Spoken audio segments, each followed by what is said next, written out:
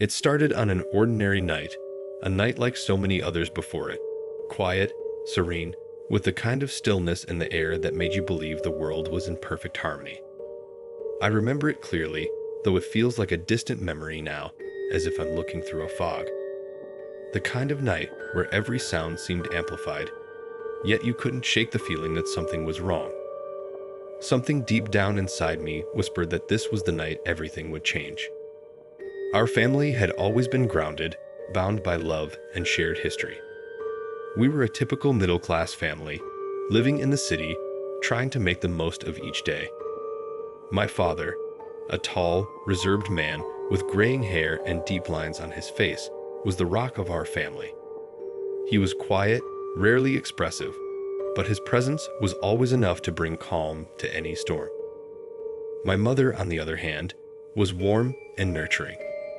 She had this way of making everyone around her feel at ease, like nothing could ever touch us, like the world was a safe place. My siblings and I had been raised with values that centered around kindness, hard work, and a deep sense of family. We had no reason to expect anything other than a normal life. So when my parents decided to move to a house in the countryside, it seemed like a natural next step. The city had become too loud, too hectic. The stress of urban life was wearing us down, and the thought of living in a quiet, peaceful place felt like a dream. The house was exactly what we had hoped for, large, with an almost mystical charm. It sat on the edge of a dense forest, far from the hustle and bustle of city life. The land surrounding it was vast, with rolling hills and ancient trees that seemed to stretch to the sky. At night, the wind would whisper through the leaves, and the sound was enough to make you feel like the world was speaking to you. It was idyllic, at least, that's how it seemed at first. I was the first to explore the house, my curiosity getting the better of me as soon as we arrived.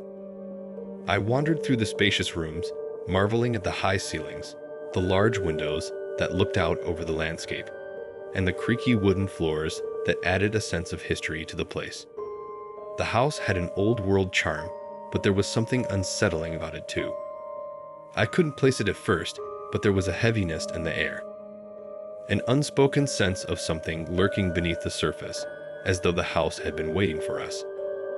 My parents, however, were overjoyed. My father spent the next few days fixing up the garden, cutting back the overgrown weeds, while my mother rearranged furniture and made the house feel more like home. They didn't seem to notice the subtle, strange feeling that I couldn't shake off. One evening, as the sun began to set, we sat down for our first dinner in the house. The atmosphere was light and filled with chatter. It was supposed to be a celebration of our new life, of our fresh start. That was until my father said something that would change everything. "I found something today," he said, his voice calm, but with an edge of curiosity. We all turned to look at him, our spoons hovering above our plates. "What is it, Dad?" I asked. He didn't answer right away. Instead, he reached behind him and pulled something out from beneath his chair, a dusty old book.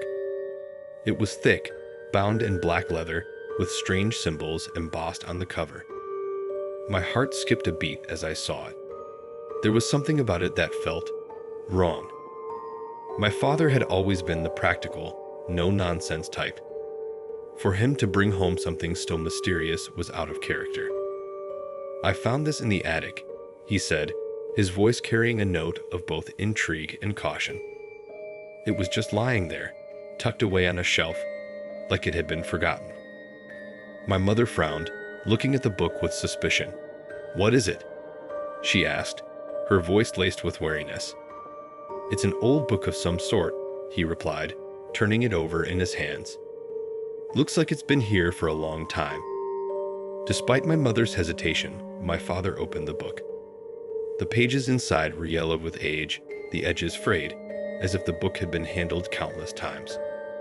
The writing inside was unlike anything I'd ever seen. Symbols, strange runes, and drawings of intricate rituals. There were depictions of pentagrams, odd creatures, and unsettling figures that seemed to be watching you from the pages. The language was foreign, the letters twisted and unrecognizable.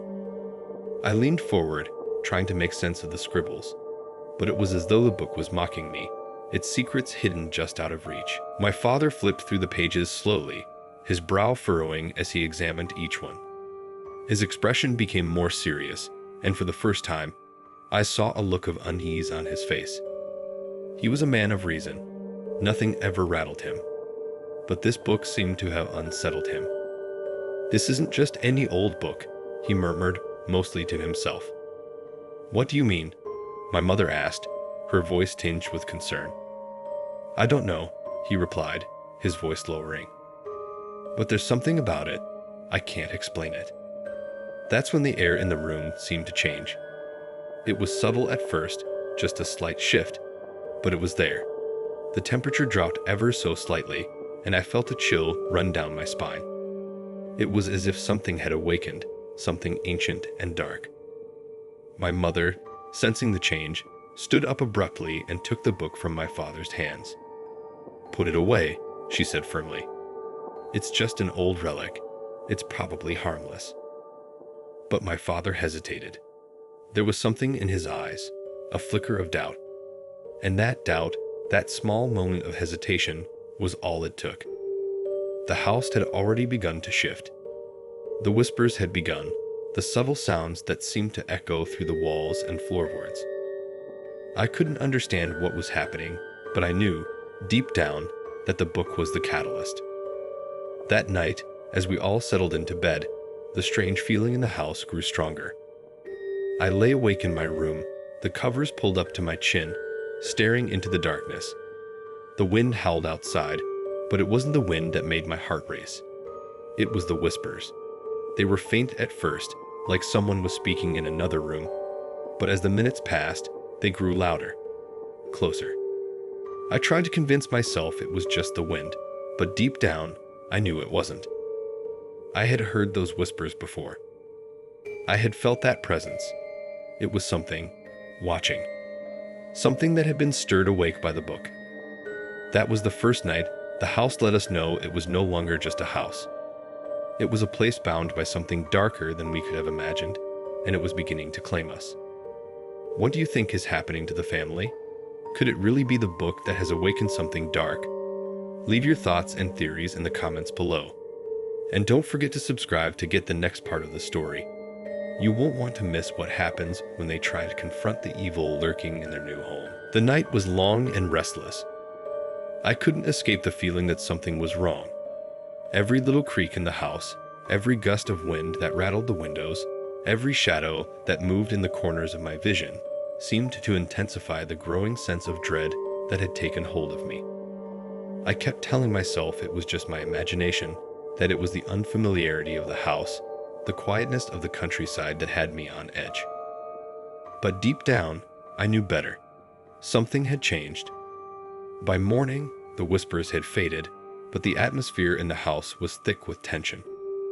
I could feel it pressing in on me, like the air itself was heavy with some unspoken presence. My parents tried to act as if everything was normal, but even they were on edge. My father hadn't mentioned the book again, but I could see it on the coffee table in the living room, its black leather cover staring back at me as though it was calling me. The house felt different. The walls felt colder, and there was an eerie stillness, as if time had stopped. I tried to shake off the feeling, to go about my day as usual, but it was impossible. The strange occurrences continued. That evening, as the sun dipped below the horizon and the sky turned a deep shade of purple, the house seemed to come alive with an unsettling energy. It wasn't the soft, comforting darkness that falls over a peaceful home at night. No, this felt suffocating. The darkness seemed to swallow everything, and for the first time since we moved in, I felt completely alone in the house, even though my family was just a few rooms away. I was in the kitchen, preparing dinner when I noticed the oddest thing. The cupboard doors, which I had closed earlier, were slightly ajar. At first, I thought I had forgotten to close them properly, but then I saw it, a faint scratch mark along the inside of one of the doors. It looked like it had been made by something with claws. My heart skipped a beat. I walked closer to investigate, But as I reached out to touch the door, a sudden cold draft swept through the room and the lights flickered. I pulled my hand back, the hairs on the back of my neck standing on end. The kitchen felt like a different place, as if it no longer belonged to us. I turned around to leave, but that's when I saw it, on the floor, just beside the door. A small, smooth stone. It looked ordinary enough, but something about it seemed wrong. It wasn't the kind of thing you would just find lying around a kitchen. I bent down to pick it up, and the moment my fingers touched it, a jolt of ice-cold energy shot through me. I dropped it instantly, my heart racing. I didn't know what was happening, but I knew that it wasn't just the house anymore. It was something else, something far more sinister that was trying to make its presence known. The next day, I tried to talk to my parents about the strange occurrences, but they didn't seem to understand the gravity of what I was experiencing. My mother just shrugged it off, attributing it to the house being old and settling. My father, on the other hand, had become strangely quiet, his eyes distant, as though he had lost touch with reality. I wanted to ask him about the book again, but something stopped me. I wasn't sure if I was ready to hear the truth. That evening, as we sat down for dinner, I noticed that the air in the room felt charged, thick with an unseen force. The silence was heavy, and even the food on our plates seemed to have lost its flavor. My father was unusually still, his hands gripping the edge of his chair, his gaze fixed on the table. My mother kept glancing nervously at him, as if she could sense something was wrong, but didn't know how to address it. It wasn't until after dinner that things took a drastic turn. I was in the living room when I heard a loud crash coming from the attic. It sounded like something heavy had fallen. My heart jumped in my chest, and I rushed to the stairs to see what had happened. My parents were already there, looking up at the attic door with confused expressions. "Did you hear that?" my mother asked, her voice shaky. My father nodded slowly. "It came from up there. Stay here. I'll go check it out." I watched in silence as he grabbed a flashlight and ascended the stairs. My mother stood behind me, her eyes wide with concern, her hand on my shoulder as if to protect me from whatever might come next. The door to the attic creaked as my father opened it, his footsteps echoing as he climbed up into the darkness. The light from the flashlight flickered as he moved deeper into the attic. It felt like hours before he finally returned, his face ashen, his eyes wide with a mixture of confusion and fear.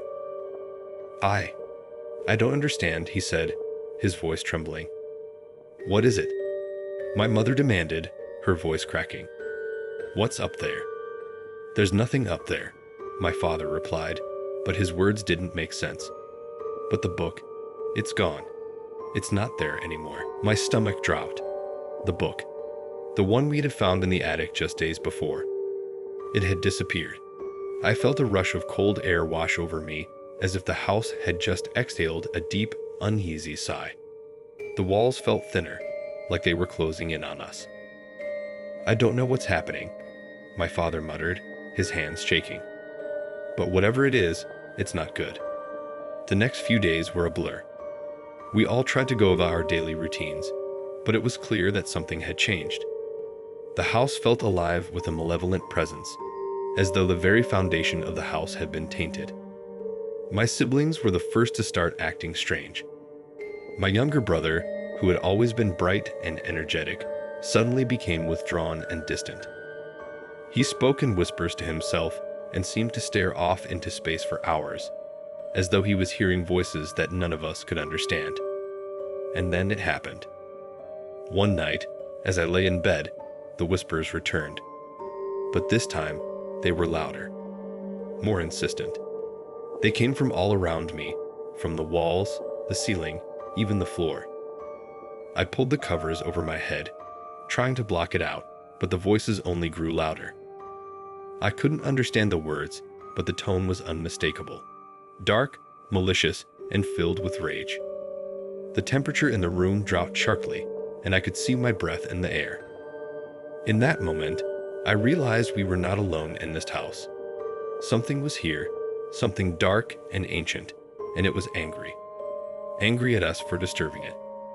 The next morning, my father was gone. No one knew where he went. His things were gone, and he had left no note. The house seemed quieter, more oppressive without him, but it also felt as though a veil had lifted. That day, I decided to take matters into my own hands. I had to find out what had happened to the book and what it had unleashed upon our family. And maybe, just maybe, I could stop it before it consumed us all. What do you think happened to my father? Is he gone for good, or has something sinister taken hold of him? Leave your thoughts in the comments below. Don't forget to like the video and subscribe to get the next chilling installment. You won't want to miss what happens when I try to confront whatever evil lurks in our home. I couldn't shake the feeling that something had changed permanently. My father's disappearance, the eerie atmosphere in the house, the whispers that never seemed to stop, they were all signs of something much darker than I had ever imagined. I had to act. I couldn't just sit idly by while my family fell apart. The house was quiet now, more so than usual. My siblings seemed to have withdrawn even further. My younger brother, once so full of life, had become a mere shadow of his former self, staring blankly into space, whispering words that made no sense. My younger sister, who was usually the brave one, was now constantly clinging to me, refusing to leave my side. It was as if the house itself was draining the life from us, piece by piece. The whispers, too, had grown louder. They no longer came from the walls, but from within my own head. It was as though I was being haunted by invisible voices, voices that called my name in a soft, seductive tone, urging me to do things I wasn't sure I should. I couldn't tell if I was losing my mind or if the house itself was playing tricks on me. But deep down, I knew it was the book, whatever it was that had come from the attic, that had found its way into our lives. I had to know what had happened to it, and more importantly, I had to find out how to stop it before it consumed us all. The day after my father disappeared, I ventured into the attic again. I knew I wasn't supposed to be there alone, but something inside me urged me to go. There was no other choice. I had to find the answers. I had to confront whatever evil had taken hold of our family. The attic door creaked open slowly, as though the house itself was warning me to turn back. The air inside was thick, musty, and damp. The faint smell of decay lingered, and dust hung in the air like a fog. I had never been in the attic at night, and now that I was standing there, I realized that it felt different from any other part of the house. The shadows seemed to move on their own, as if they were alive. I took a deep breath and stepped inside. The floorboards groaned beneath my feet as I made my way over to the spot where we had found the book. My heart raced in my chest as I searched through the scattered boxes and forgotten belongings. But there was no sign of the book. It was gone. I couldn't believe it. That's when I saw something strange. In the corner of the attic, behind an old wooden crate, I noticed a small wooden chest. It was old, its surface cracked and worn, but it seemed to call to me. Without thinking, I moved toward it, my hands trembling as I opened it. Inside, nestled in dark velvet, lay a small, carved figure, an idol of some sort, made of dark wood. It looked ancient, its eyes hollow and staring. I felt a chill run through my spine as I touched it. The moment my fingers brushed against the figure, a cold, icy rush flooded my body, as if a wave of energy had passed through me. I recoiled in horror, pulling my hand away from the idol. My breath quickened as I stared at it, feeling an overwhelming sense of dread wash over me. I didn't know what this thing was, but I knew it had something to do with a curse that had gripped our family. Whatever power had been unleashed by the book was now embodied in this idol, and I was sure it was not going to let us go easily. Suddenly, I heard footsteps behind me. I froze, turning around quickly, but there was no one there. Just the thick shadows in every corner, the faint rustling of dust. I took another step toward the idol, but this time, the floorboards beneath me creaked loudly, as if protesting my every move. The room seemed to close in around me, the air growing heavier with each passing second. I grabbed the idol, determined to get rid of it. But the moment my hands wrapped around it, the whispering started again. This time, it was louder, more insistent, and it seemed to come from everywhere. The walls, the floor, even the ceiling were filled with these faint, unintelligible voices. I could feel the coldness seeping into my skin, the whispers wrapping around my mind like a tightening noose. Leave. Us. Be. They seemed to say, over and over, their voices growing more desperate, more frantic. I was about to drop the idol and run when I felt a hand on my shoulder. I spun around, heart pounding in my chest, but there was no one there. I stumbled back in shock, my pulse racing, my thoughts a whirlwind of panic. But the pressure, the presence, was undeniable. Something, or someone, was watching me, something dark and ancient that had been waiting for this moment. Then, I heard my father's voice. It wasn't really his voice, not in the way I had ever heard him speak. This voice was guttural, deep, distorted, but it was unmistakable. Why did you come here? The voice rasped, and I felt an intense surge of fear. The shadows in the attic seemed to press in closer, swallowing the light, and I could feel my breath catch in my throat. "Dad?" I whispered, but there was no response. Only the eerie sound of footsteps echoing through the attic. The shadows seemed to move, twisting and writhing in a way that made my skin crawl. The air grew colder, and I could see my breath forming in the freezing air. It felt like time had stopped. And in that moment, I realized something terrible. Whatever had taken my father, whatever had come from the book and the idol, was not of this world. It was something older, something that had been hidden away for centuries, perhaps longer. And now, it had found a new target, my family. I needed to get out of the attic. I needed to leave before whatever dark force that had ensnared my father consumed me too. But as I turned to run, the door slammed shut behind me with a deafening bang, trapping me inside. Panic rose in my chest as I pressed my back against the door, trying to push it open, but it wouldn't budge. The voices grew louder, filling my head, pushing against my thoughts, whispering things I couldn't understand. I could feel the darkness closing in, like an invisible force that was pulling me into its depths. And then, the whispers stopped. I turned around slowly, my eyes wide with fear. The idol was gone, the chest was open, and it was empty. But it wasn't the idol I was worried about anymore. It was the presence that had taken hold of the house and of my family. I was no longer alone. Something was with me in that attic, something that was waiting, watching, and I could feel it drawing closer. Call to action, Session 4. What do you think is going to happen next? What is this evil force that has taken hold of our family? Leave your theories in the comments below.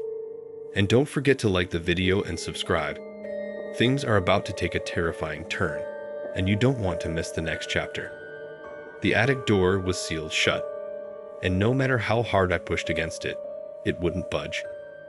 My heart raced as I backed away from the door, desperate to escape the thickening shadows that seemed to pulse around me. The oppressive, suffocating feeling in the air was becoming unbearable. It wasn't just the cold. It was as if something unseen had wrapped itself around me, pulling me deeper into its grip. I turned, my eyes scanning the dark corners of the attic, searching for any sign of movement. There was nothing. The only sounds were the frantic pounding of my heart and the eerie creaks of the house settling. But the whispers were still there, though softer now, almost as if they were waiting for me to listen more closely. I could feel the energy in the room shifting, like the very walls were closing in on me. I had to get out, but no matter where I turned, the shadows followed. A cold gust of wind swept through the attic, causing the dust to swirl and dance in the dim light. I stumbled backward, nearly falling, as the temperature dropped even further. My breath fogged in the air, and my skin prickled with a sense of dread so intense it felt like it was seeping into my bones. Then, I saw it. At the far end of the attic, where the light barely touched, I noticed a shadow, tall, unmoving, and impossibly still. It wasn't cast by any object. It was like the shadow itself was alive, standing there, watching me. My breath hitched in my throat as I took a step back, my eyes never leaving the figure. The shadow seemed to grow larger, stretching, and for a moment, I thought it might reach out and grab me. But then, just as suddenly as it appeared, the figure was gone. I blinked, my mind trying to process what I had seen. Had it been real? Was I imagining things? Or had the house finally driven me to the edge of insanity? I stumbled backward again, my mind a whirl of panic and confusion. The walls of the attic were now closing in, and the shadows were multiplying, filling every corner with their dark, oppressive presence. I didn't know how long I had been trapped up there. Minutes, hours, it didn't matter. I just knew I had to find a way out. But as I turned to face the door, I heard something that stopped me dead in my tracks. A soft, raspy voice, my father's voice, called my name from behind me. Come to me.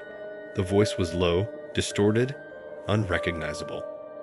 It was as if something else had taken control of my father's voice, something darker, something ancient. The hairs on the back of my neck stood on end as I slowly turned, my eyes searching the darkness. There, in the far corner of the attic, stood a figure. It was my father, or at least it looked like him. His form was barely illuminated by the flickering light, and his features seemed warped, stretched out of shape, as though something was crawling under his skin. His eyes were black, devoid of any humanity. They were empty, hollow pits, and they stared at me with an unsettling intensity. Help me, the voice rasped, but it was not my father's voice anymore. It was the voice of something trapped, something powerful and malicious. You must help me, before it's too late. My pulse quickened as I took a step forward, unable to tear my eyes away from the figure. But just as I reached out, the figure suddenly collapsed into a heap of shadows, and the whispers returned, louder than ever. The darkness seemed to swirl around me, tightening its grip, as though it were closing in to consume me whole. I gasped for breath, my mind racing. This was no longer my father. What had taken hold of him? What had taken hold of our family was something far worse, far older than anything I could understand. I needed to get out. I needed to find a way to stop this before it consumed everyone I loved. I turned, desperately searching for the attic door, but it was gone. The walls had shifted, the door replaced with solid, unyielding stone. I was trapped. There was no escape. In a panic, I reached for the chest where I had found the idol earlier. It was still open, its dark interior empty. I remembered the cold energy that had surged through me when I touched the idol. How it had made me feel connected to something beyond this world, something that had been waiting for me to disturb it. I didn't know what the idol was, but I knew it had to be part of this curse, part of the ritual. Whatever was happening, whatever had taken my father, it was all connected to that idol. I grabbed it again, this time with trembling hands, and held it in front of me. The cold energy surged once more, but this time, it was different. It wasn't just cold. It was suffocating, like a vice tightening around my chest. The whispers began again, louder and clearer. They weren't just in my head anymore. They were all around me, echoing from every corner of the attic. You cannot stop it, they hissed. You cannot escape.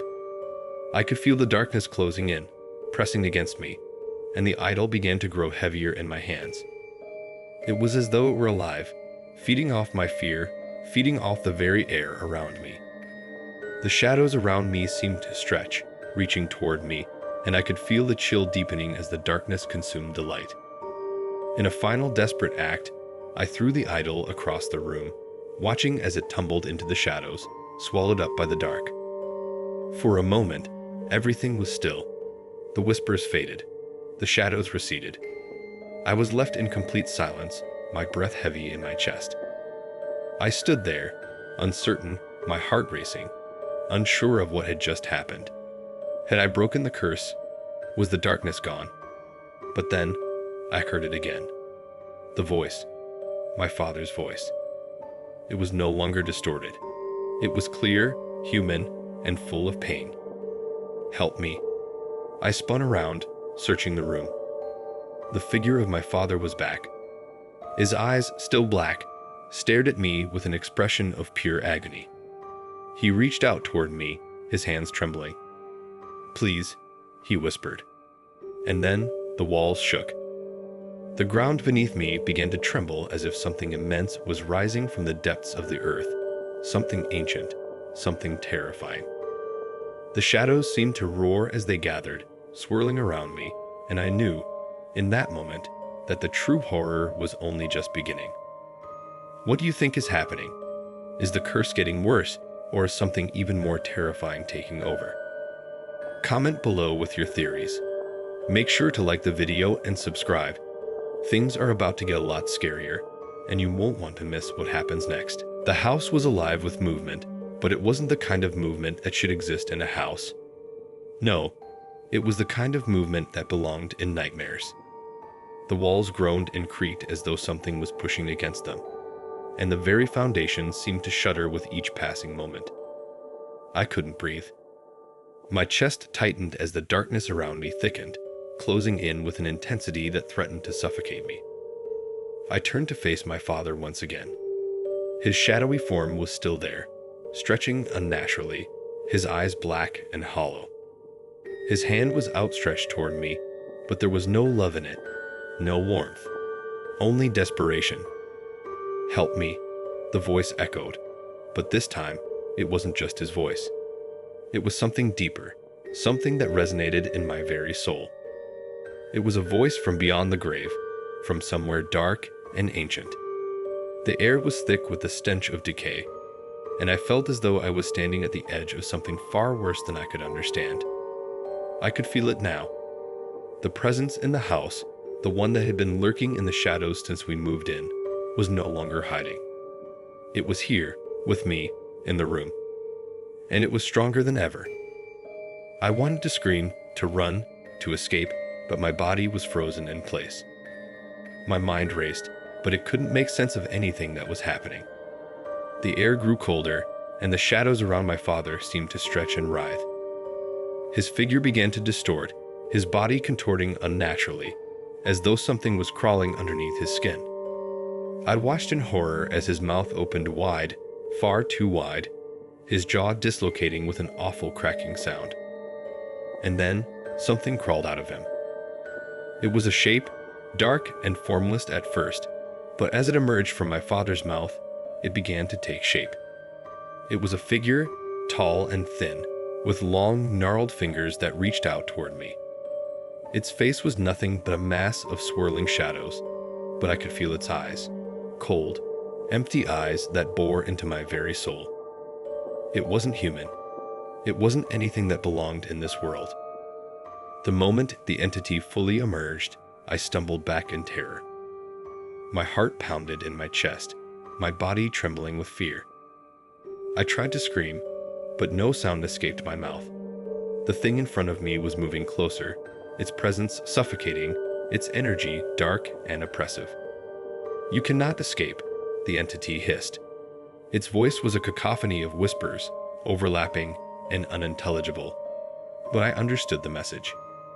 It wasn't just my father who had been taken. It was my entire family, all of us caught in its web. The walls seemed to close in around me. I backed up, my hands searching for anything to defend myself. My fingers brushed against the cold metal of the chest where I had found the idol, the cursed idol that had started all of this. I reached for it, my hands shaking violently as I grabbed it and held it before me. But it was no use. The shadows surrounding the entity seemed to grow stronger with each passing moment. The idol in my hand felt cold and foreign, its energy pulsing with an intensity that matched the growing terror in the room. "You should not have come here," the entity's voice whispered, and I could feel its icy breath against my skin.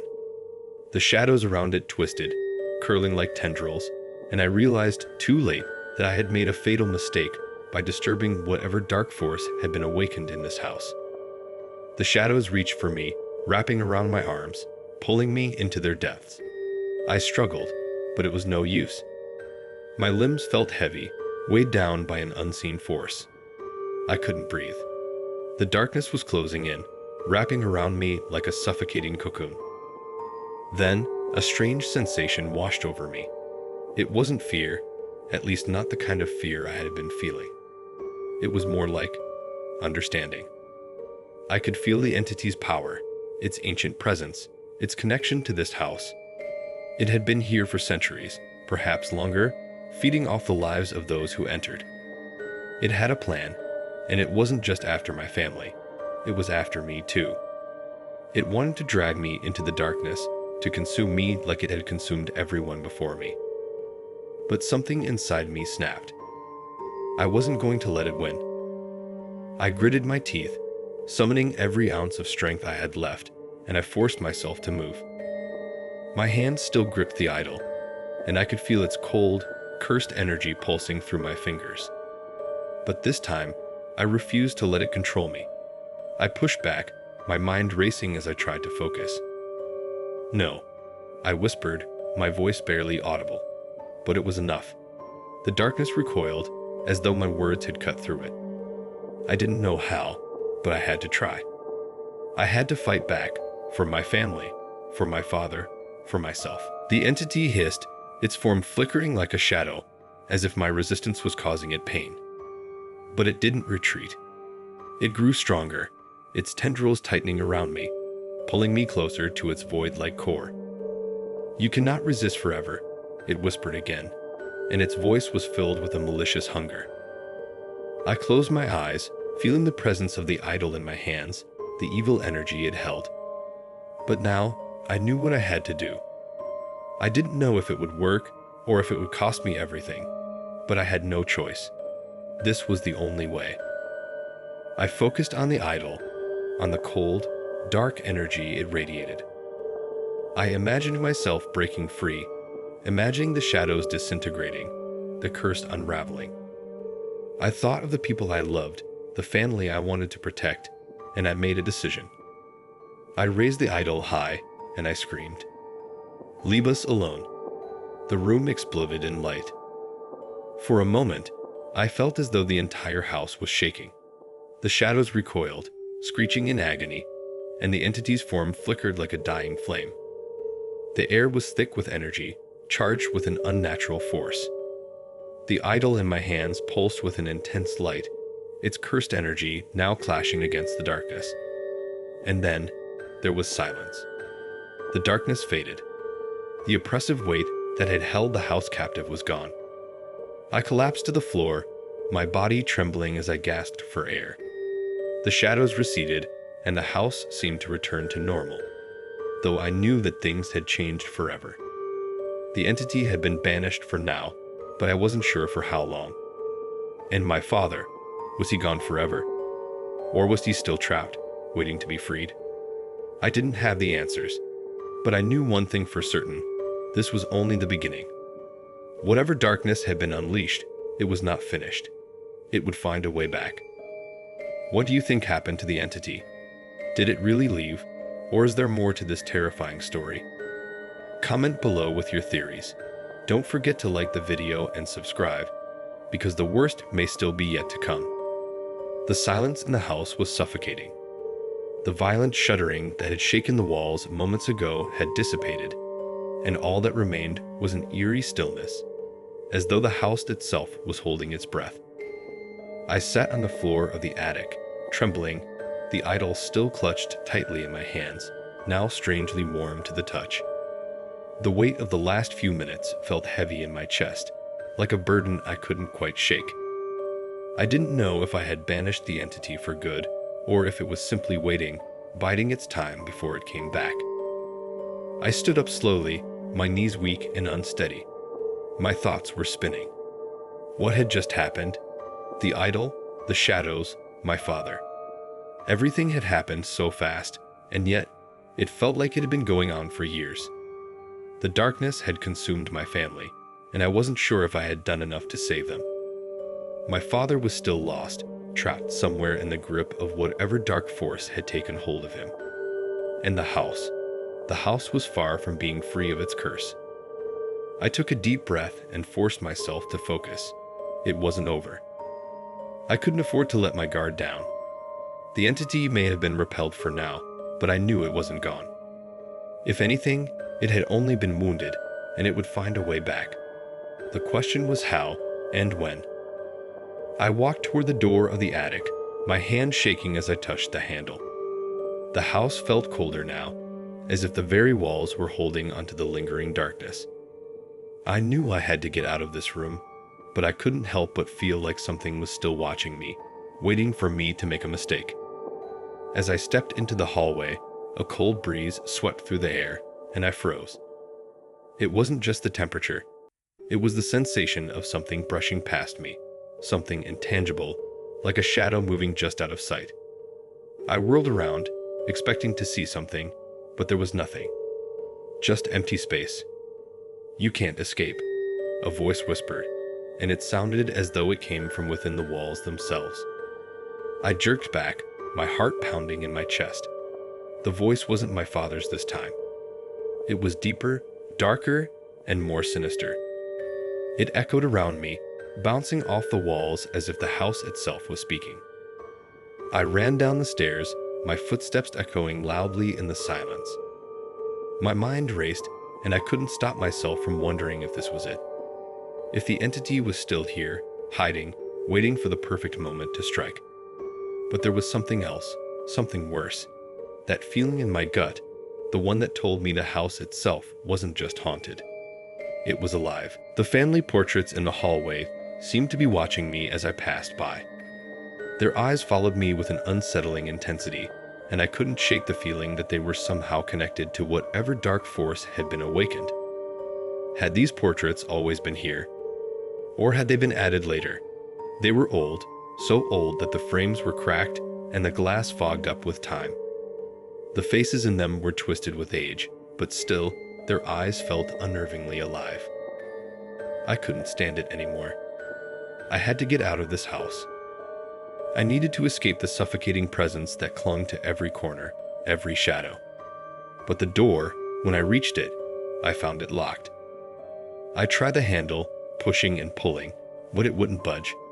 Panic surged through me as I pulled harder, but the door remained stubbornly shut. I turned, my mind racing. There had to be another way out. I couldn't stay here any longer. The oppressive darkness was suffocating, and it was only a matter of time before the entity returned, or something worse.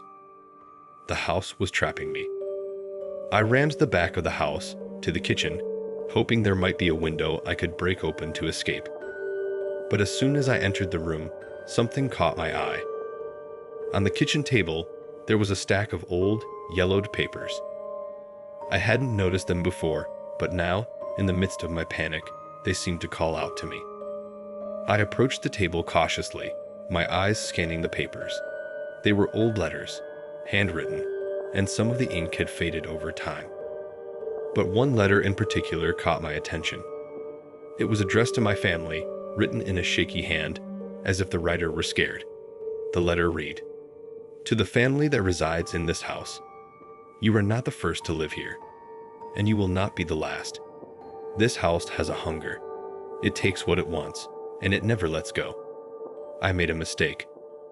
I thought I could stop it, but now it's too late. The darkness will consume you, just as it consumed us. It is in the walls, in the floors, in the very foundation. There is no escaping it. Do not trust the shadows, for they are not just shadows. They are alive, and they will take everything from you, just as they took from us." I froze. The letter. The words burned into my mind. It couldn't be real. Could it? I turned the page, desperate to understand, but the next words only brought more dread. The idol. Do not touch it. Do not ever bring it into this house. It is the key to the curse. It will awaken the thing that sleeps beneath this place. It will rise again, and you will be its next sacrifice. We tried to destroy it. We failed. Now, we are all doomed. I felt the blood drain from my face. The idol. The very same one I had touched, the one that had caused all of this. I had awakened something, something ancient and evil, and I had no idea how to stop it. Suddenly, I felt a presence behind me. The air grew thick, heavy with a malevolent force that I couldn't escape. I spun around, but there was nothing there. The kitchen was empty. Yet, I could feel the weight of the entity closing in around me, tightening like a noose. The shadows seemed to stretch, creeping along the walls, reaching toward me. The house was alive with dark energy, and I was trapped inside it. The letters, the warnings, nothing could save me now. The curse had already begun to claim its toll, and my family, my father, were just the beginning. What do you think the letter means? Could the house really be alive? Comment below with your thoughts and theories. Don't forget to like this video and subscribe so you don't miss out. Things are about to take a terrifying turn. The worst is still ahead. I couldn't shake the letter's words from my mind. The idol, the curse, the house. It was all connected, and I had made the worst possible mistake by bringing that cursed idol into this place. I had thought that somehow I could undo the damage, but everything I had done seemed to only make things worse. The house wasn't just haunted. It was alive. A dark entity that thrived on fear and misery, and it was feeding on us, my family, my father, everything. The shadows that had once seemed like mere tricks of the light were now something far more sinister. They moved in ways they shouldn't, twisting and writhing in the corners of rooms, crawling up the walls, and slithering across the floor. I could feel them following me, their presence everywhere, always watching. I could hear whispers now too. They came from the walls, the ceiling, the very air around me. They were soft at first, just faint murmurs that I thought might have been my imagination playing tricks on me. But as the days passed, the whispers grew louder, more insistent, until I could no longer ignore them. They were words, phrases, half-heard conversations that seemed to echo through the house at all hours of the day. Sometimes, it was as if they were speaking to me directly. Leave. It's too late. You can't escape. I tried to shut it out, tried to block it out by staying busy, but it was no use. The house had a hold on me, and I couldn't break free. I could feel it sinking deeper into my mind, clawing at my sanity. I was losing my grip on reality, unable to tell what was real and what was a product of the dark forces that surrounded me.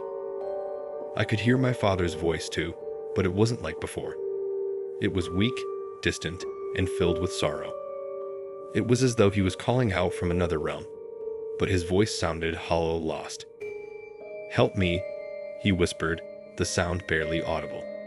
It came from the walls, the floor, the very air around me. But I couldn't help him. I couldn't do anything for him. I had tried. I had fought with everything I had, using the idol, using whatever strength I could summon. But it wasn't enough. The entity that had taken him was far stronger than I could have ever imagined. And now, it had a hold on me too. I couldn't stay in this house anymore. I needed to leave, to escape, to get out before it consumed me completely. But as I made my way toward the front door again, I found that it was locked once more. I pulled and tugged at the handle, but it wouldn't budge. Panic surged through me again. I ran to the back door, but that too was locked. I tried every window in the house, and they were all shut tight, as though the house itself was trapping me inside. That's when I heard it. A low growl, echoing from somewhere deep in the house. I froze, my blood running cold. The growl wasn't human. It wasn't even animal. It was something primal, something ancient, a sound that came from the very depths of the earth. I turned, my eyes scanning the room for any sign of what it could be, but there was nothing. Nothing but the shadows, growing larger, thicker with each passing second. The growl grew louder, and then came the footsteps. Slow, deliberate steps, like someone, or something, was moving through the house, approaching me. I backed away, my breath coming in shallow gasps, my heart pounding in my chest. I could hear the footsteps getting closer, and with each step, I felt the air grow heavier, more oppressive. The temperature dropped, and I could see my breath misting in front of me. I turned and bolted for the stairs, my legs shaking beneath me. I ran through the hallways, stumbling over the furniture, my heart racing as I tried to find a way out. But it was no use. The house had me cornered, and it wasn't going to let me leave. I stumbled into the living room, and that's when I saw it. Standing at the far end of the room, in the shadows, was a figure. Tall, thin, and shrouded in darkness. Its eyes glowed, cold and lifeless, fixed on me with an intensity that froze me in my tracks. I couldn't move. I couldn't breathe.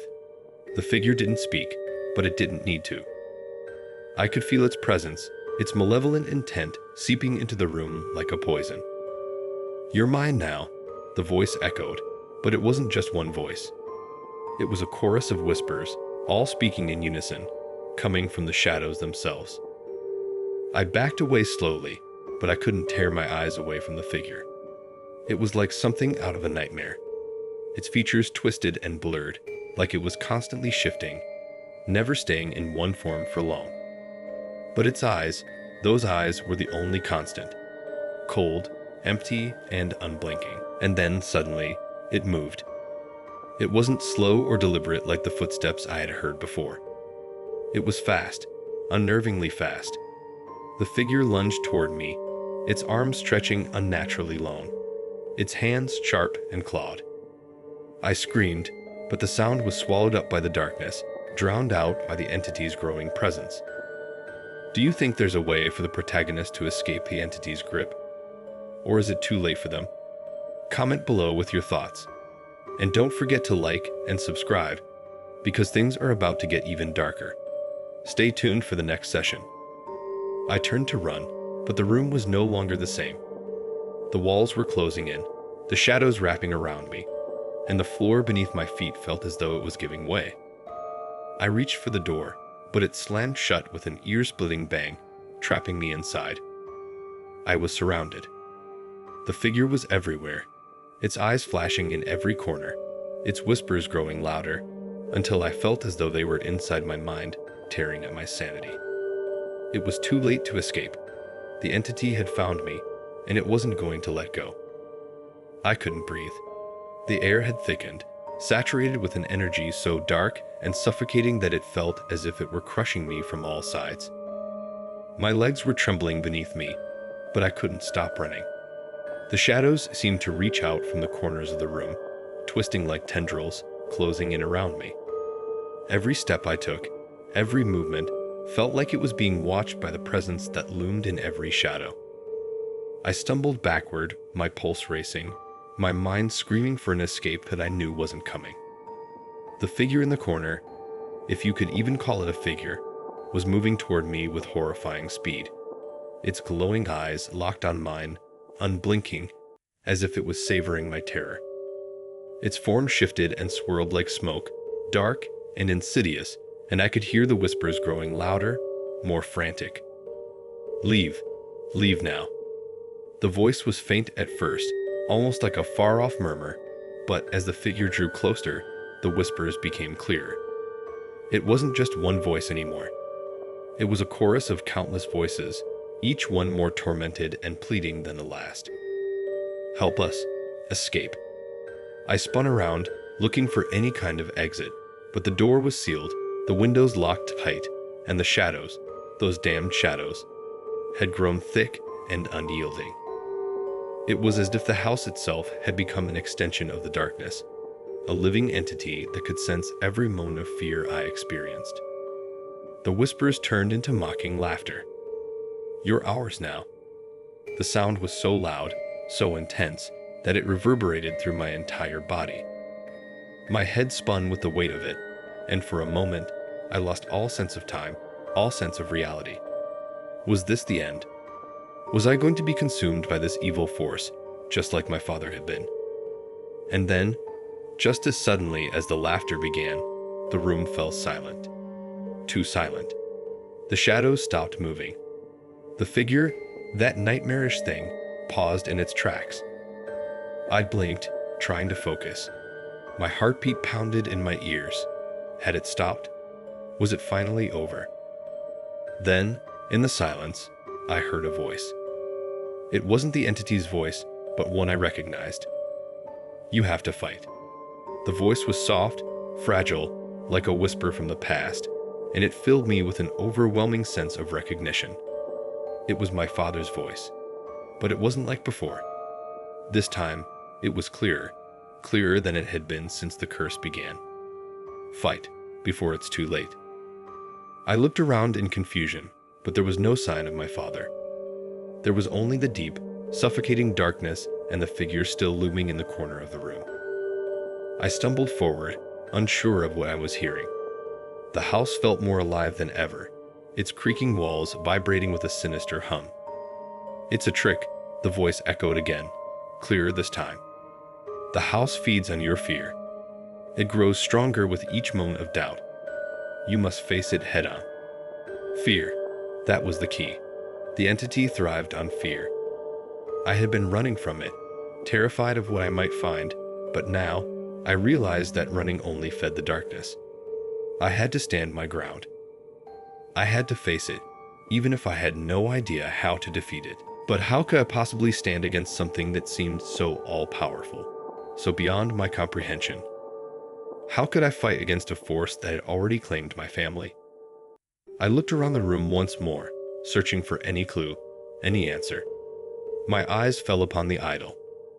The cursed idol that I had taken from the attic. It sat on the mantelpiece, its dark, lifeless eyes staring back at me. The object that had started all of this. The source of the curse. I couldn't help but wonder if it had more power than I realized. Could the idol somehow be the key to breaking the curse? But it had been the idol that had awakened the entity in the first place. It was the idol that had caused all of this destruction. Could it truly hold the answer? A faint light flickered in the corner of the room, drawing my attention. It was coming from the hallway. For a moment, I thought it might be my imagination, but then the light grew brighter, stronger, as if someone, was guiding me. I hesitated, torn between running toward the light or facing the entity in the room with me. But then, as though the figure in the corner could sense my hesitation, it lunged forward, moving faster than it had ever moved before. Its eyes were burning now, searing with an intensity that sent waves of dread crashing over me. I couldn't let it get me. Not now. I had to find a way out. The voice spoke again, louder now, commanding. "The light, go to the light." Without thinking, I turned and ran toward the hallway, toward the flickering light. I had no idea where it was coming from, but it felt like my only chance. As I ran, the house seemed to warp and shift around me, the walls closing in as if they were trying to trap me. But I kept moving, pushing forward, until I reached the doorway where the light seemed to be coming from. I stepped through the doorway into a small room. The light was bright, almost blinding, and for a moment, I couldn't see anything. But as my eyes adjusted, I realized that the light wasn't just coming from a single source. It was coming from the walls, from the very air itself. And standing in the middle of the room, bathed in this eerie light, was a figure. It wasn't the entity. It wasn't the shadows. It was my father. He looked as he had before the curse, before the darkness took hold of him. Alive. Healthy. But there was something different about him. Something strange in his eyes. A deep sadness that hadn't been there before. "You're not too late," he said, his voice soft but firm. "There is still a way to end this, but you must be willing to face the darkness." I stood frozen, unable to speak. My heart raced in my chest, but I couldn't move. What did he mean? What was he saying? The house. It's bound to the idol. The curse can only be broken if you destroy it, but you must do it quickly. Before I could respond, I heard a terrible screech, a sound that seemed to come from the very foundations of the house. The entity was here. It was coming. "You must act now," my father urged. I felt the terror rising again, the darkness encroaching, but for the first time, something inside me shifted. I wasn't afraid anymore. I had to end this, for good. Do you think the protagonist can destroy the idol and break the curse, or is it too late? Comment below with your theories, and don't forget to like and subscribe. The final battle is about to unfold, and you won't want to miss it. Could feel the house itself trembling, the walls vibrating with an ominous hum that seemed to come from deep within its core. It was as if the house was alive, reacting to the presence of the entity that now filled every corner of the room. The figure, the dark force that had haunted us, was coming. I could hear its distorted growl echoing through the hallways, its steps growing closer, more deliberate. It was the last thing I wanted to face, but I knew there was no turning back now. My father, the vision of him, standing in the glowing light, was a beacon of hope, but it wasn't enough. It wasn't enough to just see him. I needed answers. I needed strength. The entity wouldn't stop until it had consumed everything, including my sanity. You must act quickly, my father's voice echoed, more urgent now. It's the only way to save us all. I turned back toward the idol, which had sat silently on the mantel for what felt like an eternity. It had been the source of all the suffering, the object that had sparked the curse, the evil that had taken over my family. But now, I knew it was the key to ending it all. I ran to the mantel, feeling the floor beneath me tremble as I approached the idol. The air was thick with malice. Every step I took was met with resistance, as if the house itself was trying to push me back, trying to stop me from reaching my goal. But I couldn't stop now. I had come too far. The idol's dark eyes gleamed, almost mocking me, as if it knew that I was its intended target. But I didn't flinch. I reached out with trembling hands and grabbed the idol. The moment my fingers touched it, a surge of energy shot through me, cold, electric, and full of malice. It was as if the idol had come to life, its power coursing through me, trying to pull me into its dark embrace. The whispers from the walls grew louder, the voices shrieking in agony, urging me to let go, to give in. But I couldn't. I wouldn't. I held onto the idol with every ounce of strength I had. The energy that was coming from it felt almost suffocating, and I could feel the shadows closing in around me, trying to drag me into their depths. But I was focused now. I had a purpose, and for the first time, I realized I wasn't just fighting for my own survival. I was fighting for my family, for my father, for the life I had known before the darkness came. You cannot defeat me, the entity's voice boomed from every corner of the room, a sound that rattled the very bones in my body. It was everywhere, its presence overwhelming. You are mine. You have always been mine. I closed my eyes for a brief moment, trying to calm my racing heart. I couldn't let it break me. Not now. The house, the idol, the entity, they all fed on fear, on doubt. That was the key. I had to stop being afraid. The voice continued to taunt me, growing louder, more intense, but I pushed it away. The light from the room seemed to shine brighter as I focused on the idol in my hands. I had to destroy it. It was the only way. But how? My father's image flickered in the corner of the room. His face was pale, drawn, but his eyes, those eyes, they were filled with a deep sadness. "You have the power," he whispered. "Trust yourself. You are not alone." The words hit me like a wave. The power. It wasn't just in the idol. It was within me, within all of us. The curse was a chain, a bond that had been placed on my family, but it could be broken. I had the strength to break it.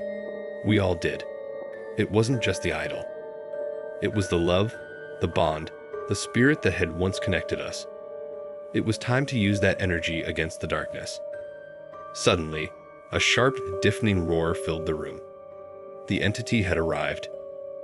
I turned to face it, feeling a surge of adrenaline. The shadows swirled around the room, closing in, but I stood my ground. I lifted the idol high, my hands trembling, but my resolve steady. The light from the room flickered, casting strange, dancing shadows along the walls. It was as if the house itself was preparing for a final battle. The entity's form emerged from the shadows, a twisting, grotesque version of itself. It was more monstrous than I had ever seen, its eyes burning with rage. The air grew colder as it advanced toward me, its presence suffocating. "You cannot stop me," it hissed. "You are nothing against me." But I knew better now. I wasn't alone. The light, the strength of my family's love, was within me. I could feel it, pulsing in my chest. And as I focused on that energy, I could see my father's face once more, his eyes filled with pride. He was with me, even if only in spirit. I took a deep breath and shouted, "No, this ends now."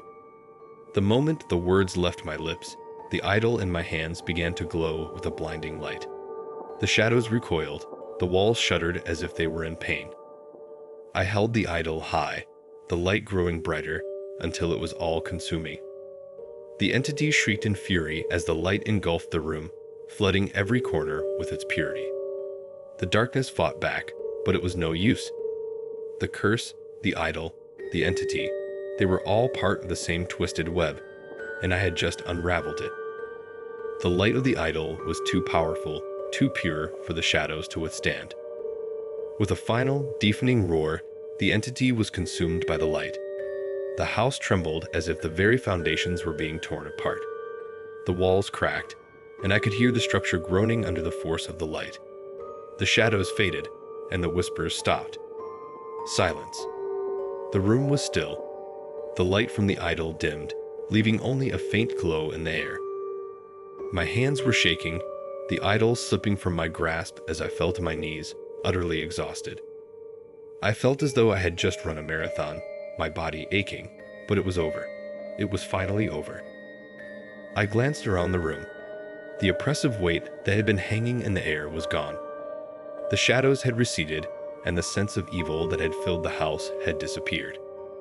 And then, slowly, like the breaking of dawn, I saw my father. He was standing in the doorway, his eyes full of warmth and relief. He was no longer pale and drawn.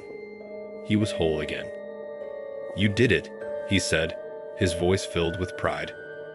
The curse had been broken. Do you think the protagonist is truly free from the darkness, or is there more lurking beneath the surface? Let us know your thoughts in the comments, and don't forget to like and subscribe.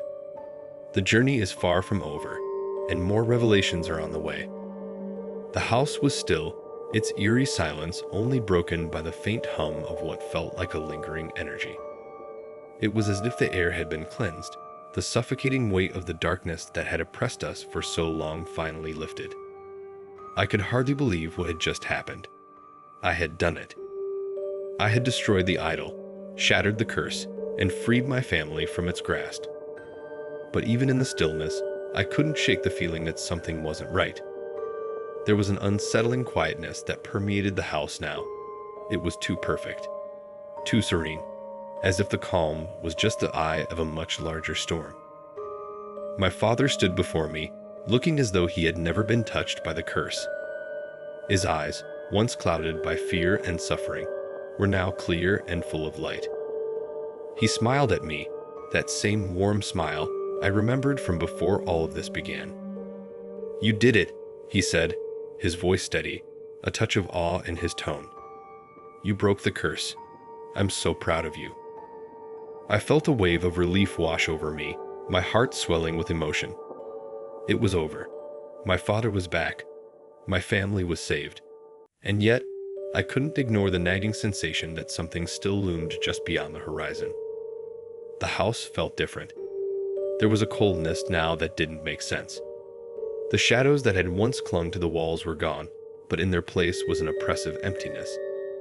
As if the house had been left hollow, stripped of everything that had once given it life. I glanced at the mantle where the idol had once sat. The space was now empty. The dark power that had once emanated from it completely vanished. The idol was gone, consumed by the light. But I still couldn't shake the feeling that the darkness hadn't completely dissipated.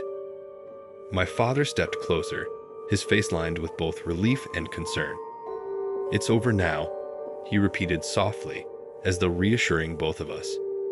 But I could see the tension in his posture.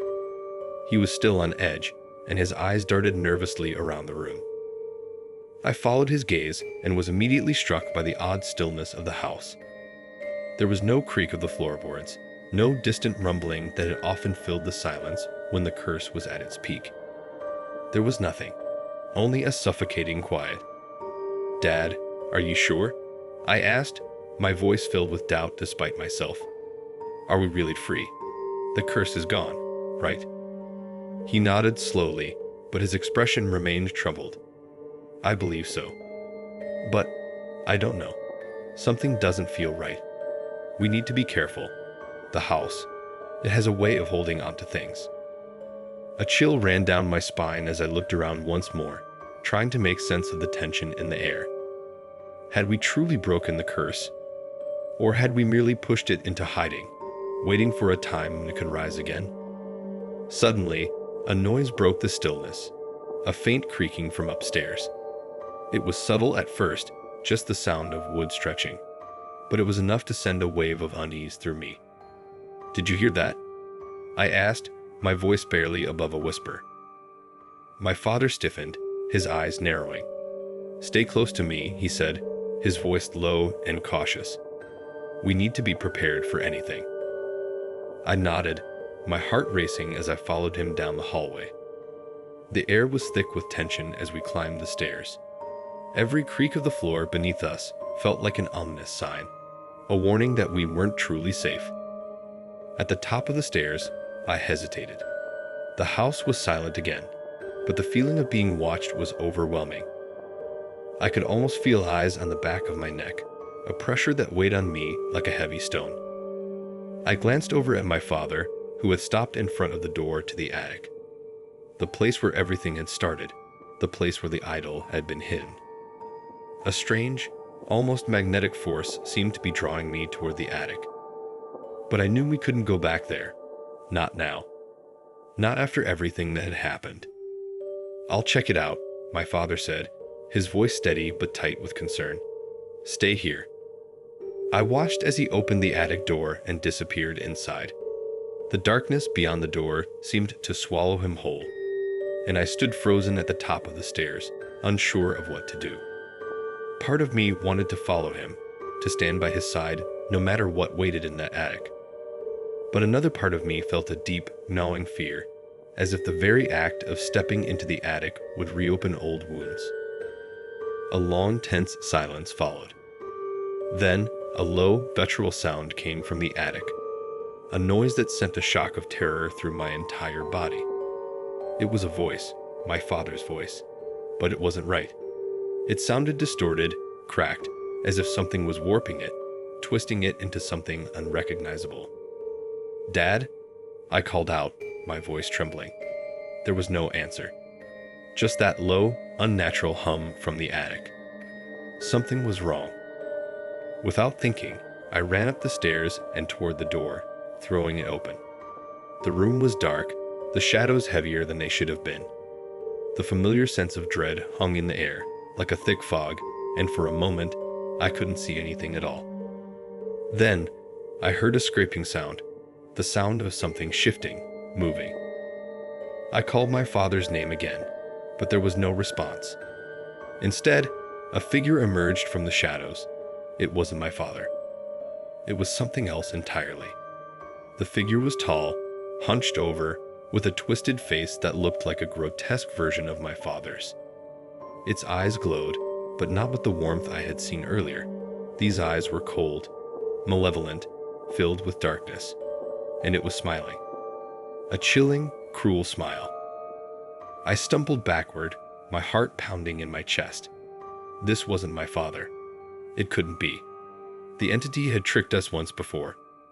It had worn my father's face, trying to convince me that everything was fine, that we were safe. But this was the real horror, the thing that had been hiding all along. "You thought you were free," the figure hissed, its voice now a twisted mockery of my father's. But the darkness never truly leaves. It lingers, waiting for its next chance. The creature lunged forward, and I screamed, but before I could react, something strange happened. The light from the idol, the one that had once shattered the curse, began to flicker once more, this time with an intensity that burned my eyes. The figure froze, its movements jerky and unnatural. It screeched in agony, its body spasming as the light grew brighter. The walls of the attic cracked, the house groaning under the strain. "It's not over," the creature howled. "You can never escape me." The light blazed until I could hardly see. And then, with a final, deafening crash, the light exploded outward, engulfing everything in its path. Do you think the curse has truly returned, or is there a way to stop this entity once and for all? Let us know your thoughts in the comments below, and don't forget to like and subscribe. The true horror is about to be revealed. The explosion of light in the attic was so intense that it momentarily blinded me, forcing me to shield my eyes from the overwhelming brightness. The heat from the blast seared my skin, but it wasn't the burning sensation that sent waves of terror through me. It was the eerie stillness that followed. I blinked rapidly, trying to clear my vision, but the light slowly faded, leaving only a suffocating darkness in its wake. I couldn't see anything. I couldn't even hear the sound of my own breath. The house had gone completely silent, as if holding its breath, waiting for something to happen. And then I heard it, a soft, guttural sound, a low growl that sent a chill down my spine. The noise came from somewhere deep within the house, as though the very walls themselves were whispering in warning. The creature, whatever it was, hadn't been destroyed. I couldn't let fear paralyze me. Not now. I needed to act. My father had been tricked before, and he was now in danger. The entity had used his face to deceive us, to make us believe it was gone. But it wasn't. I had to save him, and I had to stop this once and for all. With my heart racing, I stumbled out of the attic, my footsteps echoing loudly in the otherwise silent house. I reached the staircase, my legs shaky beneath me, but I pushed forward. My mind raced with questions. What was the entity? How had it survived? Why had the idol's light failed to destroy it completely? "Dad?" I called out, my voice shaking with fear. "Where are you?" There was no answer. Only that low growl. The sound was getting closer, and with it came a feeling of absolute dread. My instincts screamed at me to turn back, to run as far away from the house as possible. But I couldn't. I couldn't leave my family. I couldn't leave my father to whatever this thing had become. I reached the bottom of the stairs and found myself standing in the hallway, unsure of which direction to go. The house had become a labyrinth, its once familiar rooms now filled with darkness and uncertainty. I had to stay calm. I couldn't afford to lose my head now. "Dad, where are you?" I shouted again, louder this time, desperation creeping into my voice. The growling stopped. And then, from the shadows, my father's voice emerged. It was faint, distorted, but it was unmistakably his. "Stay away from me," he said, his voice trembling, filled with fear. I froze, a cold sweat breaking out on the back of my neck. The voice wasn't quite right. It didn't sound like him anymore. It was like a whisper, a fragment of his soul twisted into something unrecognizable. "What's happening?" I asked, my voice a mix of fear and confusion. "Dad, where are you? What is this?" There was no immediate response, but the growl returned, louder this time. It was coming from behind me. I turned around, and there, standing at the end of the hallway, was a figure, a silhouette shrouded in darkness. Its form was indistinct, shifting, constantly changing. It seemed to flicker in and out of existence, like a mirage, but I could feel its presence, its malevolent energy, as though it were pulling me in, drawing me closer. And then, just as quickly as it had appeared, the figure vanished. I stumbled backward, my mind spinning with confusion and fear. What was happening? Was it the entity? Had it somehow taken my father again? "You've opened the door," a voice hissed from the shadows. It was familiar, but twisted. It sounded like my father, but it wasn't. It was deep, distorted, like a version of him that had been corrupted by something ancient, something evil. You were never meant to destroy me, the voice continued. The curse was never meant to end. You were a part of my plan all along. You always have been. My blood ran cold. The entity, whatever it was, had been manipulating us from the beginning. It had never intended for us to break the curse. It had let us think we were winning, that we were on the path to salvation, but it was always in control. I tried to speak, but my throat felt tight, as though I were being suffocated. The air around me grew colder, and I felt an overwhelming pressure pushing down on my chest. My body refused to move, frozen and placed by the weight of the darkness. You cannot escape me, the entity snarled, its voice rising in pitch. You are mine, just as your father is. Your bloodline, your very existence, is bound to me. The curse was never broken. It all hit me at once, the terrifying truth that I had failed, that I was too late. The idol had never been the source of the curse. It was merely a conduit, a link that connected my family to the entity's power. It had been with us all along, hidden in the shadows, waiting for the right moment to strike. You freed me, the entity continued, its form coalescing into something darker, more solid. You've unleashed my true power, and now you'll pay for it. The shadows around me thickened, growing heavier, colder. The entity was no longer hiding. It was no longer just a whisper in the dark. It was real. It was here, and it wasn't going to let me go. I forced my legs to move, stepping backward slowly, my heart hammering in my chest. I needed to get out of here. I needed to find my father. But where was he? The house seemed to shift around me, its walls closing in, the very air pressing down on me like a vice. The growling grew louder, and I realized with a sickening certainty that the entity wasn't alone. It had multiplied. There were more of them now, more dark figures, more twisted versions of my father's voice, each one echoing in the hallways, each one coming closer. I had to act fast. I couldn't let the entity trap me here. I needed to destroy it, but how? I had no idea what its true form was or how to fight it. The light from the idol had been consumed by the shadows, and now there was nothing left but a void that seemed to swallow everything. You're not strong enough, the entity taunted. You never were. You will become like me. Your father will become like me. And soon, your whole family will join us. A wave of nausea hit me, the sound of the entity's voice reverberating in my skull. My hands trembled, but I couldn't stop. I couldn't give up. My father had already fallen into the trap. I couldn't let it happen to me too.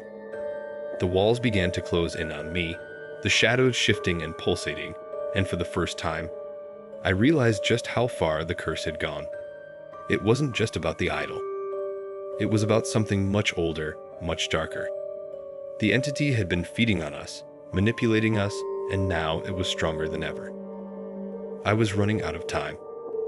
What do you think will happen to the protagonist now that the entity's true power has been revealed? Will they be able to defeat it once and for all, or is there an even darker force at play? Let us know your theories in the comments, and don't forget to like and subscribe. The final showdown is coming soon.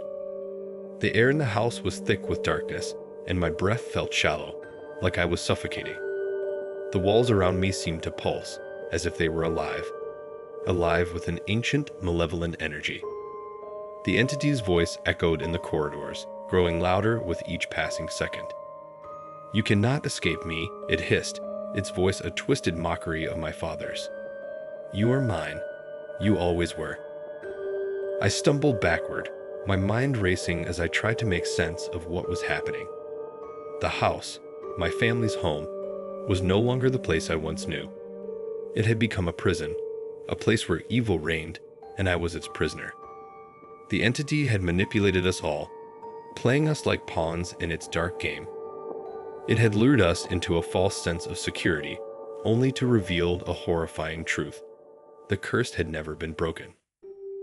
I had failed. I had thought that by destroying the idol, I had destroyed the curse. But it wasn't the idol that had kept the entity trapped.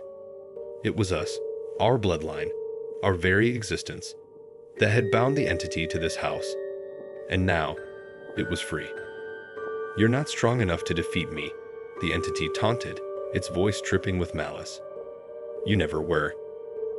The shadows in the room seemed to shift and writhe, growing darker, more tangible, as if the entity was manifesting itself fully in front of me. My hands trembled, and my heart pounded in my chest as I struggled to think clearly. I had to find a way out of this. There had to be a way to end this nightmare once and for all. Suddenly, something strange happened. The shadows flickered, and for the briefest moment, the room was bathed in a cold, eerie light. It wasn't the light of the idol. It was something else. A memory surged through me, a forgotten memory that I had pushed to the back of my mind for so long. I remembered my grandmother, my mother's mother. She had always spoken of our family's past, of the ancient curse that had been passed down through generations. But I had never taken her stories seriously. I had always thought they were just that, stories. But now I realized that she had known something I hadn't. She had known that the curse was not just a simple hex. It was a force that had been with our family for centuries, a dark presence that had been feeding on us, growing stronger with each generation. I'd remembered her words now, spoken in hushed tones when I was a child. "The curse can only be broken by the blood of the family, but not in the way you think. The curse will only end when the last of us chooses to embrace the darkness." I had never understood what she meant, but now it all made sense. The curse wasn't something we could destroy with light or force. It was something we had to confront, something we had to face head-on. The entity's power didn't lie in the idol or the ritual. It lay in our blood, in our family's connection to the dark force that had haunted us for generations. The shadows in the room swirled around me, and I could feel the entity closing in. It was so close now, I could almost hear its breath, its cold, malicious presence wrapping around me like a noose. "You're mine," it growled, its voice now a low, guttural sound that vibrated in my bones. "You will join me, just like your father." The vision of my father's distorted face flashed before my eyes, and for a moment, I almost gave in. The temptation to surrender was overwhelming. The entity had taken everything from me, my family, my home, my peace of mind. It had twisted the truth, manipulated my every thought. It was so easy to fall into despair, to let go and let the darkness consume me. But then, something inside me snapped. I couldn't do it. I couldn't let this thing win. I couldn't let it claim my father, my family, my entire existence. There had to be a way to stop it, a way to sever the tie between the entity and my bloodline once and for all. I thought back to my grandmother's words. "The last of us chooses to embrace the darkness." But I didn't want to embrace it. I didn't want to succumb to it. What if the choice was to do the opposite, to reject the darkness, to sever the bond between the entity and our family for good? I reached into my pocket and pulled out the only thing that remained from the rituals, the small pendant that my grandmother had given me, the one she said would protect me from the curse. It was an ordinary pendant, nothing special at first glance. But it had been a part of her protection, a reminder of the family's ancient power.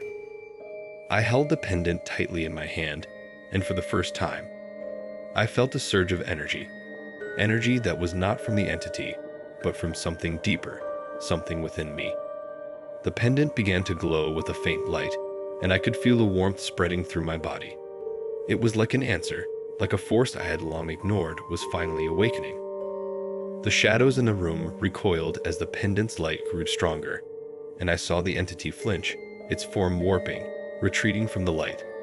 The more I focused, the more the pendant pulsed with energy, and the darker the room became. It was as if the pendant was acting as a shield, protecting me from the entity's influence, pushing it back, bit by bit. The entity screeched, its voice filled with rage and desperation. "No, you cannot." But it was too late. The entity's form shattered, its presence unraveling in front of me. The darkness receded, retreating like a tide pulling away from the shore. The house seemed to breathe a sigh of relief, and I felt the weight that had been pressing down on me for so long finally lift. But just as quickly as the darkness had receded, it returned. I stumbled back, my legs weak from the effort. The light from the pendant flickered, and for a moment, I thought it was over, that the cursed had won, that the entity was too strong. But then, a voice spoke from within the light. "It is not over," the voice whispered. It was my grandmother's voice, calm and steady, filled with an ancient wisdom I could barely comprehend. "The curse has always been part of you," she continued. "It will never truly leave, but you have the power to control it. Your family is the key. You must choose, once again, to fight the darkness. Choose to fight for your family. The power is in your hands." With those final words, the pendant's light exploded outward, blinding me once more. The last remnants of the entity's presence disintegrated, and the house fell silent. The final battle is over, but the true nature of the curse has been revealed. What will our protagonists do next? How will they reclaim their family's power and protect the ones they love? Let us know your thoughts and theories in the comments below, and don't forget to like and subscribe. The final chapter is on the way.